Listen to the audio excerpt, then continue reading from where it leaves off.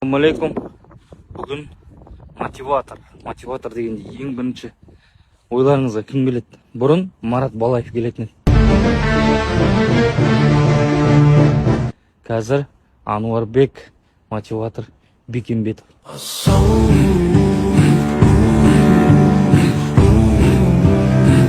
Ол барлық жерде, ойлап қараңыз, барлық жерде оны обсуждается. Қазіргі действующийлердің арасында ең обсуждаемый боецтердің бірі деп айтуға болады. Всю эту индустрию, енді Конор Макгрегор демесем де, Қазақстанда жалпы аты шулы болып жүрген боецтердің бірі. Каким бы не был там исход боя и так далее, ұтылса да, ұтса да, тіпті бой болған жоқ ода әлі. Мына Мұхит Амантаевпен, но все равно обсуждать етіп отыр да адамдар. Оның страницасының статистикасын көрдім бе жақында. Ол осы жалпы Қазақстанда топ 5-ке кіреді ғой, оның инстаграмның статистикасы. Боецтердің арасында әрине. Блогер емес ол деген, бірақ оның статистикасы сол блогерлерден де кем емес ғой.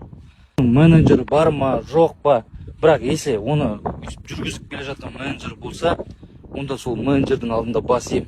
Как спортивный. Оның өзінің стилі бар, оның өзінің образы бар. Өте керемет таңдалған образ деп айтуға болады.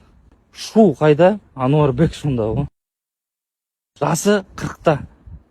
40 жастармен тайталасып, жекпе-жек көрсетіп жүр. Он понимает то, что он өмір бақи төбелесе алмайды.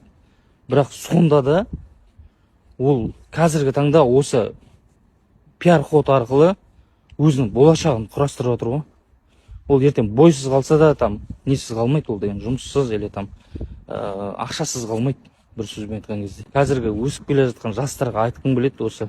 Сіздер медиада болмасаңыздар, ешқандай промоутерге, ешқандай лигаға жалпы қажеттерің жоқ.